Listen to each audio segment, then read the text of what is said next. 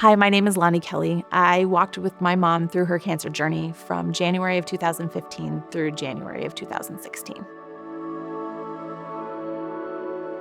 My mom had started losing weight unexplainably and was just having some other issues and had started going to the doctor. I think it was about April or May of 2015. I got a phone call, and my mom said that she had been diagnosed with stage 3 ovarian cancer.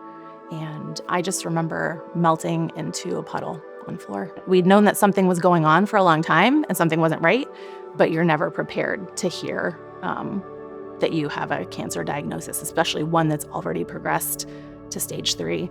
My mom seemed very nervous and afraid because she was normally very joyous, faith-filled, walking with Jesus, and it seemed very abnormal for her.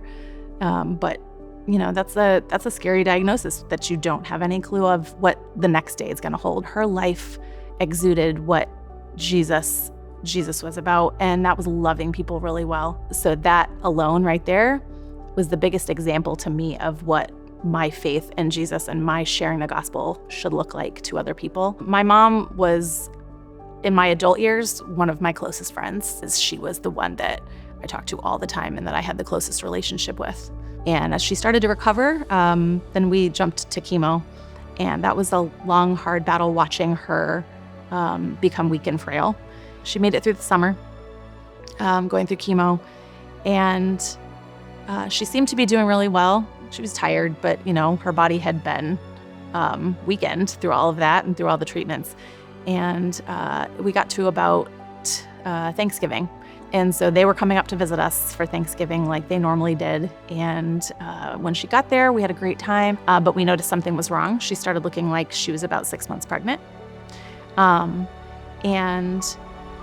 that didn't make a whole lot of sense because she had been doing so well with her treatments. And so they got home.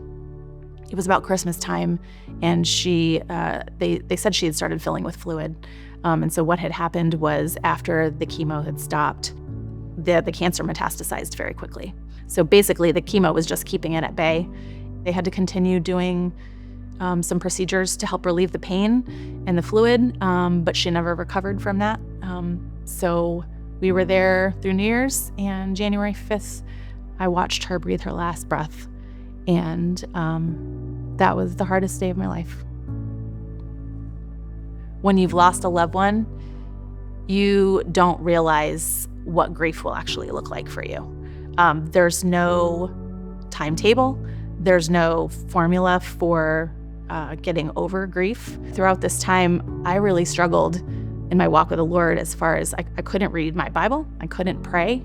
I thought something was wrong with me because I normally don't react that way. So that was really hard for me. And but the thing that he showed me clearly was that I was still worshiping him through song.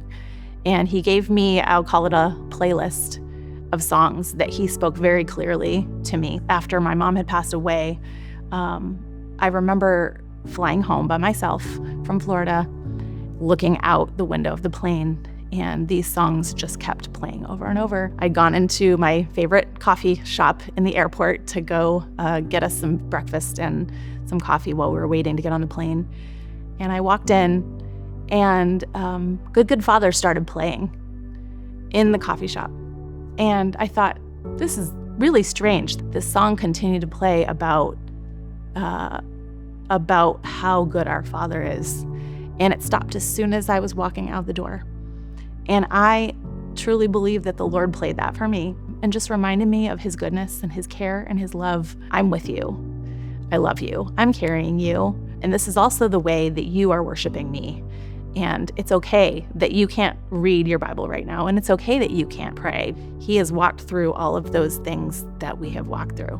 Since my mom's passing, I know I can move on with hope because one, I know I'll get to see her again one day when we meet up with the Lord. So I'm just reminded of the verse, John 13:34 and 35, love others as I have loved you, and this is how others will know that you are my disciples. And the hope that we have only comes from Jesus. That's kind of become my life verse. It just constantly reminds me of the love that my mom had because of the love that she had in her heart because of Jesus. nobody knows, most people don't know how to walk through this unless they've walked through it themselves.